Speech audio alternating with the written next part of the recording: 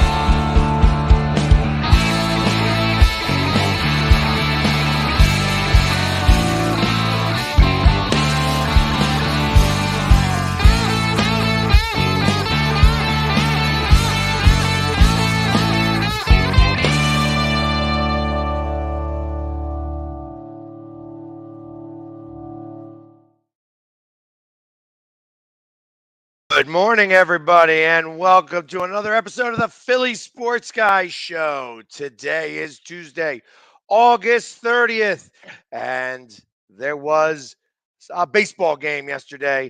It started out great, didn't end so hot, and we'll get right to it. Right, let's go right for it. The hard part about this is that unfortunately I didn't really get to watch any of it. I stayed home yesterday. I got a text message right around the fourth inning, somewhere around 10:30, from the guy who gives me all my information, and I believe he was the one that jinxed it because he goes, "Hey, this looks like it's an easy W. They're up 7-0. I bet you Ranger Suarez is going to go say, over 6 innings, no problem." And of course, that moment the onslaught became. Here it is. They get the Phillies score 2 in the first, 1 in the second, 1 in the third, 3 in the fourth. 7-0 starting off this game. Madison Baumgartner already out, and he's definitely a Philly killer. For some reason or another, he's been the one that's always been the guy who's, for some reason had the Phillies number. But not yesterday. Yesterday, he gets up, and he's not been pitching real well as of late. Gives up 7 runs. I think 6 of them were actually credited to him. He gives up, actually all 7. Gives up 11 hits, 7 earned runs, a home run, 2 strikeouts. Not been pitching real well at all. And we're like, all right, let's go. Kyle Schwarber gets 4 RBIs. He gets his 36th home run. He leads the National League in that department. Obviously, Judge is the one hitting 50 home runs on the other side of things.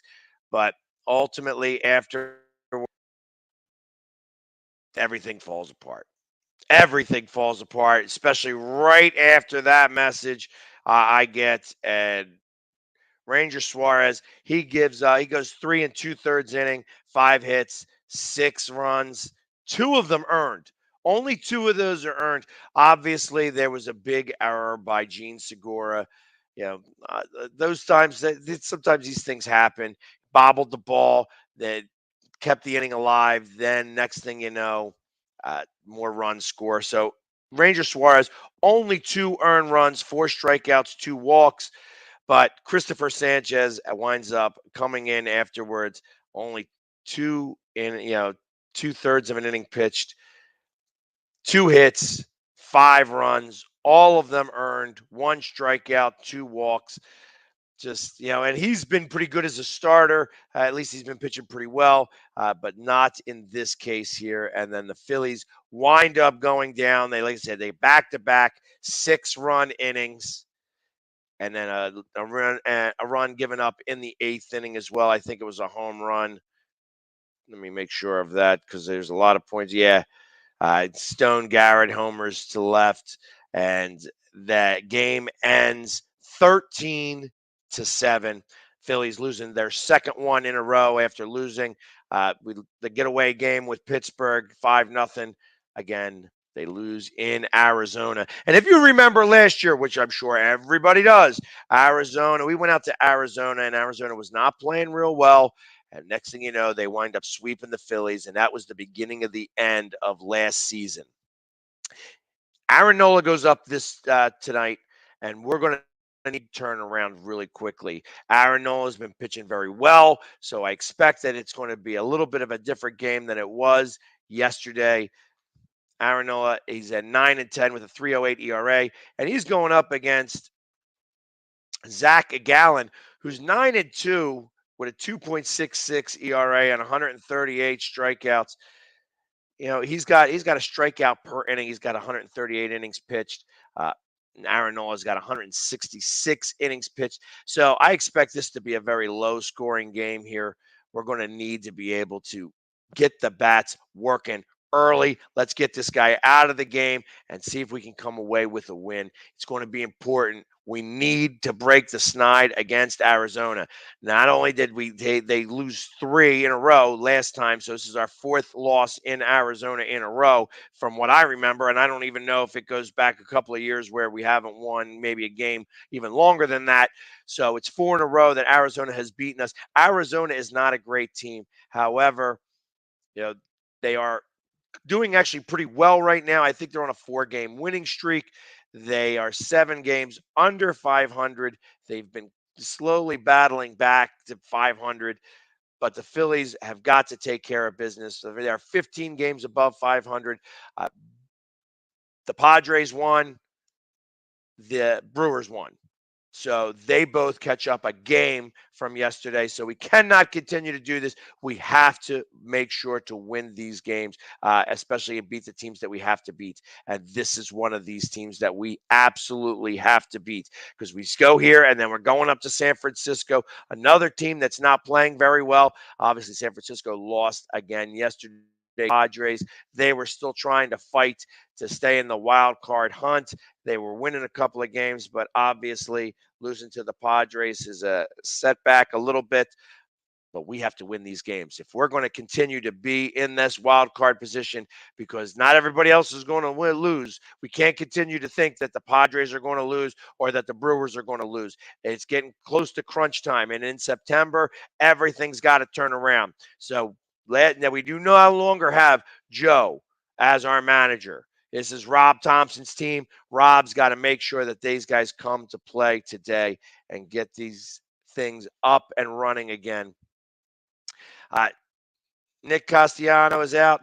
You know what? Obviously, let's give him a couple of days rest. I hope he comes back much stronger. But Chris, I am blaming you for this loss. You sent me that text message yesterday. Chris is my guy. He always gives me all my information, and I really do appreciate it. He's always quick on the draw. So the reason why the Philly Sports Guy is up to date is all because of Chris, because he keeps up to date on every news story that comes out and makes sure that I am aware. But he jinxed them yesterday. He definitely jinxed them. Said that this is going to be a very easy game for the for the Phillies to win, easy dub.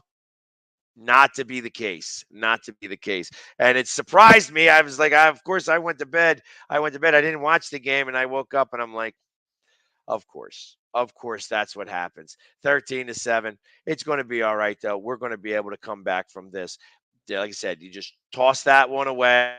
With all the earned runs, it wound up only being 8-7 because obviously, Gene Segura, had he been able to get out of that inning, he probably would have came back strong the following inning, but he wasn't able to get out of the 4th.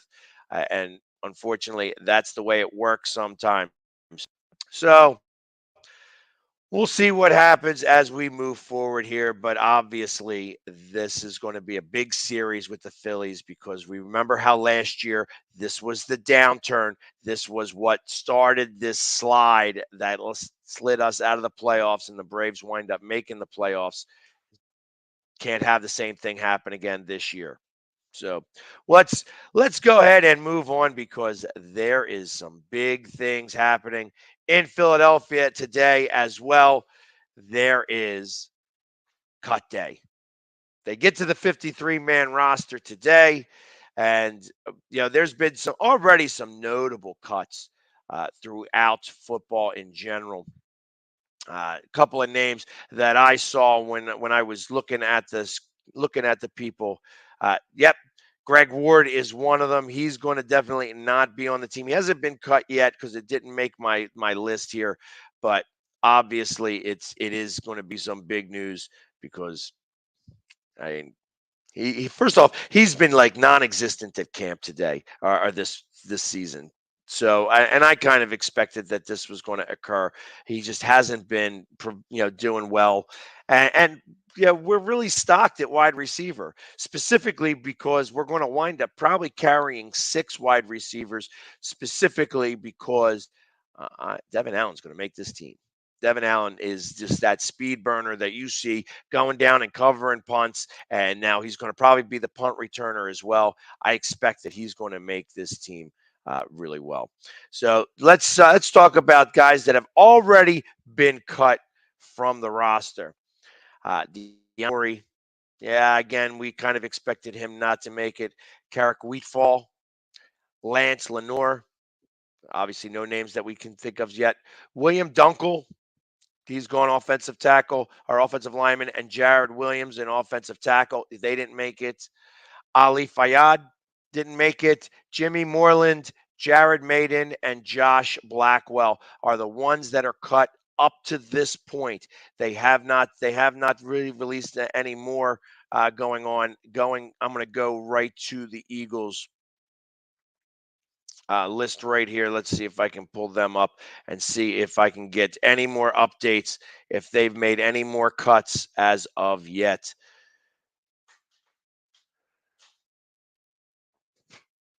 They're going to release Greg Ward. They worked out Quandre Mosley, who was a Cowboy. I'm not a big fan of any Cowboys coming to the Eagles. Usually they don't work out really well. Let's see. Bang, bang, bang. Yeah. No other mentions of releases as of yet, but we knew that Greg Ward was going to. Yes, Mohamed Sanu does get released.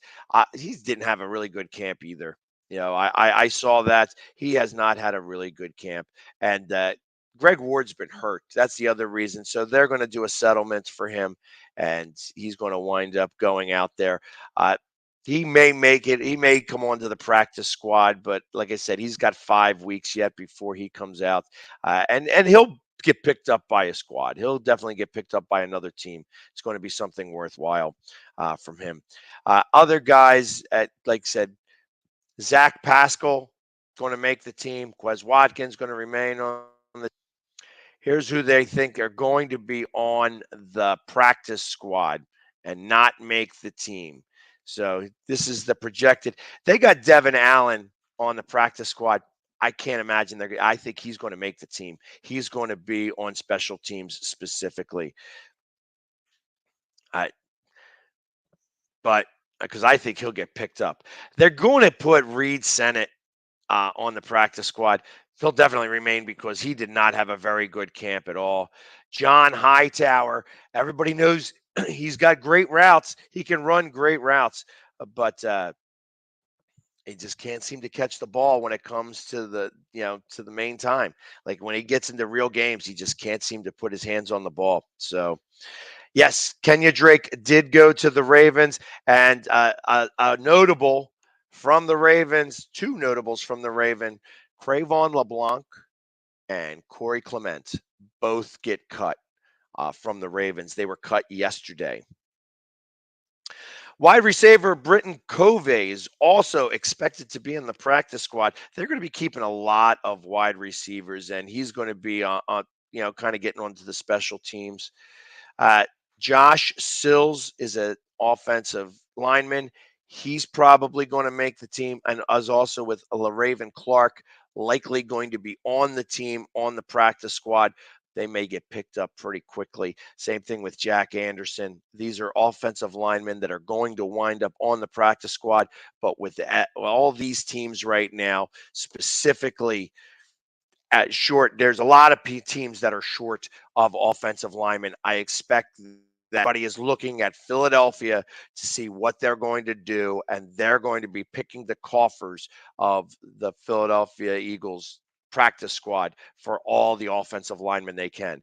I know that Dillard has been getting some trade potential. So has Jalen Reagor. He has been getting a lot of inquiries about them, but I don't know that either one of them is going to get traded, because I think that they actually want Dillard on the practice as a backup, because just in case if anybody gets hurt, Dillard can definitely fill in there nicely. He's still a very good offensive lineman and offensive tackle, and if by chance Jordan Mailata gets hurt, he's going to be able to fit right in there fairly well. So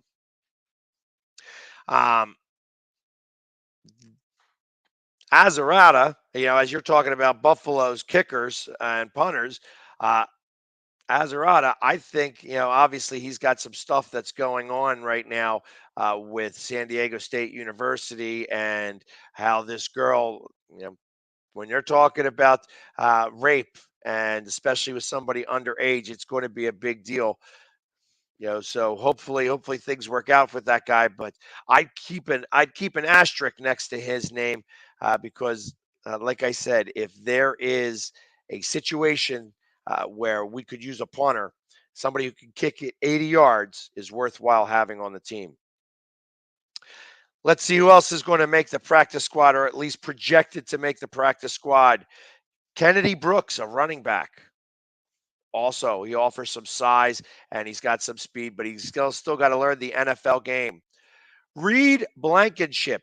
I've seen him. He's obviously been on he could make the roster as a special teamer. He's got some speed. He isn't afraid to hit somebody. He's had his name. I've seen his name on some of these tackles. He's had a number of tackles in the preseason games. So I expect that he's going to be on the practice squad, but could get picked up by another team as well. Linebacker Christian Ellis, also projected to be on the practice squad. Jacoby Stevens. So linebackers, wide receivers, and linemen are going to be the ones that are going to really being the crux of the practice squad. They got Mario Goodrich. Not sure that he's going to stay there. Josh Blackwell, same thing, and Tay Gowan. All three of those guys are cornerbacks. Again, I kind of expect that you're going to see cornerbacks, offensive linemen, defensive linemen, and wide receivers. Those are the four guys that you keep. You'll keep a third string quarterback. I think that if they wind up having to get to their third string quarterback, the Eagles are going to go out somewhere else to go get a quarterback. They're not going to deal with what they have going on. Last on the list that is expected to make the practice squad but necessarily get cut is defensive tackle Marvin Wilson, who had a pretty decent camp as well. So those are the guys that are expected to make the cut, or at least get onto the practice squad. I think the Eagles are going to wind up keeping, like I said, Devin Allen specifically, and Blankenship. Both are going to wind up on the squad, on the 53-man roster, as they're going to be special teamers, because they have really stood out in camp, at least in my eyes, specifically. Let's take a quick break, and we will be back right after these messages, where I've got something to say. I've got something that I'd like to talk about. I didn't mention it yesterday. It was something that happened last week, but I'm going to call out the NFL here for just a minute. Back right after these commercial messages. I mean, you can see right now, without LeBron, Lakers are struggling. Let me tell you about a team I hate, all right? I know the Dallas Cowboy fan is here, so I had to make sure he knew how much I hate this team. I'm ready. I've often said that the people who run baseball, they try very hard to ruin it. I'm from Brooklyn. I don't have a problem saying it to his face. Oh, I'm from Brooklyn. Hey, get any.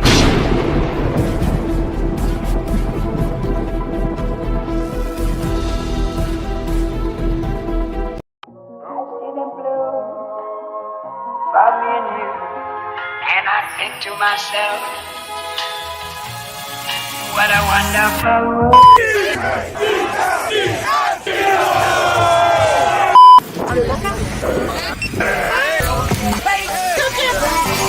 Wait, no, you gotta get me at the random. I'm not prepared.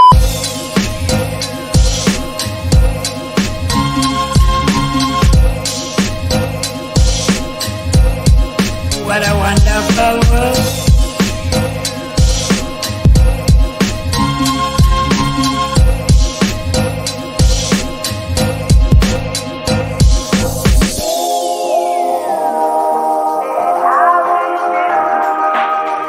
They're really saying I love you.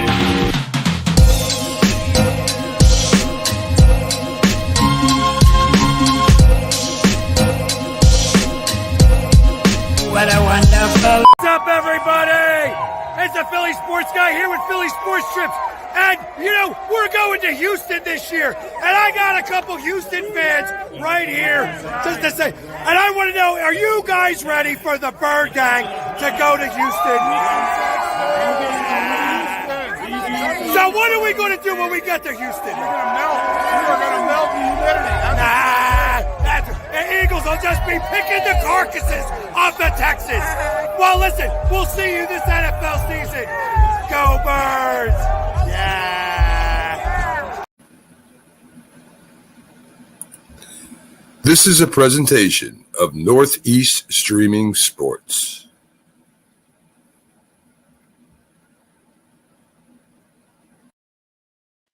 And we're back. And of course, with Northeast, part of the Northeast Streaming Sports Network, but with Philly Sports Trips, excuse me, you know, we're going to all the different games. Yes, we're even going to Dallas. So if you've got no plans for Christmas and you want to get out of the house, get away for the holidays, you can go to Dallas and go watch the Eagles take on the Cowboys on Christmas Eve. They are going down there. So it's going to be a fun trip down there or to any one of the games. We're going to Houston. We're going to Indianapolis. We're going to Chicago. And of course, Washington, where we already have over 800 people going to that game. So get your tickets with Philly Sports Trips. Also, you know, for my 50th birthday, that's right, I'm about to turn 50. We're going to Nashville. The Flyers are going to play the Predators, but that's not even really that important. Going to Nashville is always a great time. So if you want to go hang out with me for my 50th birthday, plan a trip. Let's go to Nashville, go watch the Flyers take on the Predators, and that'll be a lot of fun for my birthday. Let's go. All right, I said I had something that I wanted to talk about, and I absolutely do. There was a story that came out, the video that showed out last week, that showed a practice between the Rams and the Bengals. And obviously, during that, they had a scuffle. And one of the premier players on the Rams, Aaron Donald, takes a helmet off of one of the Cincinnati Bengals players and starts swinging that at the Bengals players. Actually connects 3 times to somebody's head. And of course, he finally gets pushed down. He gets up and he's ready to swing it again. And, you know, so it get broken up. They stop practice after that. They're like, okay, no more. We're gonna end this right now. We don't want any more, you know, extracurricular activities to occur. And on Sunday, I found out from an ex-NFL player that the NFL has no jurisdiction over practices. And because they have no jurisdiction over practices, the Rams are the ones that are going to be doing in-house punishment for Aaron Donald. And of course, they're not going to release what they're doing for punishment. They're just saying that they are going to handle it in-house. And obviously, this is going to get taken care of. And that's the end of it. And of course, there's been nothing else that's been spoken about this. Now, an ex-Eagle, somebody that we know pretty well, Jon Runyan, is the head of player safety in the NFL right now. Because the NFL does not have any jurisdiction over practices, that he's not even going to get to review the tape or see the tapes, which because the NFL gets all of the tapes from the practices from every team. every team's practice, the NFL gets the tapes of. So they do get to see this, but obviously it was a fan who wound up taking that video, and that video was a little grainy. They were able to show it a little bit better, but ultimately, Aaron Donald's going to get away with this scot-free. Now, everybody remembers Myles Garrett, who took the helmet of Mason Rudolph last year and swung it at him. He winds up with a 4-game suspension. Now, he didn't even hit Mason Rudolph, but obviously the big deal was had he did hit him, it would have been probably a much bigger fine, and he could have absolutely gotten arrested because, I mean, that's like assault with a weapon. So yeah, thank God he didn't hit him, and it wound up being 4 games, and that's the end of that. Now, you see this whole thing with Aaron Donald, and nothing's going to come of this. Nothing's going to happen. And I think that that's absolutely ridiculous. With as much as player safety, they got all these players running around, not only with helmets, but with big Q-tips on their helmets. Not to make sure that they have any head injuries. And here it is. You've got one of these players, and it doesn't matter how premier of a player he is, that he takes a helmet off of a guy and starts swinging it recklessly. That is intent to injure. That, as far as I'm concerned, that's intent to injure. And he should have gotten arrested from all that. But the NFL should absolutely step in with this. If they're so worried about player safety, and then here you got a guy who's just swinging a helmet recklessly, banging guys on the head, and everything's just okay, the fact that they are not doing anything and they're not stepping in, that they're not even making any type of statement on this is absolutely ridiculous. I feel that the NFL is, again, they like to turn a blind eye to certain specifically when it suits their convenience. And this is one of those things that does suit their convenience. Aaron Donald, it may be a great player, but he did a bad thing. And obviously, with all the head injuries and the CTE that's going on and stuff like this, had it been somebody else that he hit really hard, let's talk about if it was Burrows that he hit in the head with the helmet and winds up giving him a concussion, who's out for 3 weeks or 4 weeks. Do you think something would have happened then? Or let's go at it the opposite way. If one of the Cincinnati Bengals takes off their helmet and swings back at him and knocks him down and gives him a concussion, Aaron Donald, would you think it would have been a bigger deal that way? Absolutely would have been. The fact that the NFL is not doing anything at all is a problem. The NFL should come down. They should give him a 6-game suspension, specifically to put it out there that you are not allowed to be swinging helmets like weapons on people's heads. We are trying to protect the players, and we're trying to protect their heads. And here it is. The NFL turns the blind eye to this incompleteness. And I find that this is absolutely ridiculous. The Eagles don't play the Rams, so it doesn't matter to me one way or another. I don't really care, but I do know that this is two-faced. Where hey, we're gonna give Myles Garrett a 4-game suspension because it happened in game, but because it happened in a practice on an NFL field or an NFL practice facility, we're not going to let it happen. We're going to let the teams take care of it. And of course, the Rams are like, oh, well, we're going to take care of this in-house. He's going to get disciplined this way. You know how he's getting disciplined? Bad boy. Stop that. Don't do that again. And I think that that's absolutely horrendous. It's a horrendous on the Rams. It's horrendous by the NFL. I really believe that they should do something a lot more than just allow the Rams to deal with this, because of course the Rams are going to deal with this the way they want to, which is doing nothing, because Aaron Donald is one of the best defensive linemen in the game, if not the best defensive lineman in the game. And truth of the matter is that if I was on the other side of this now, after watching all that, maybe I don't know. Maybe I'd go for a little bit of those low cut blocks. Maybe I would go after him in a little bit of a different way. Since he's got special privileges to him, wonder what it would be like if you go out and you cut his knees out from under him. I'm not real big on creating injuries. I'm not that guy. But when you go out of your way to go hitting somebody using a helmet and go swinging at people's heads, you deserve what you get. And I expect that they're going to get some retribution. In the meantime, my half hour is up. Thank you so much for coming in. We'll see you guys tomorrow with another Philly Sports Guy show. I appreciate everybody. Have a great day. And as always, go Philly.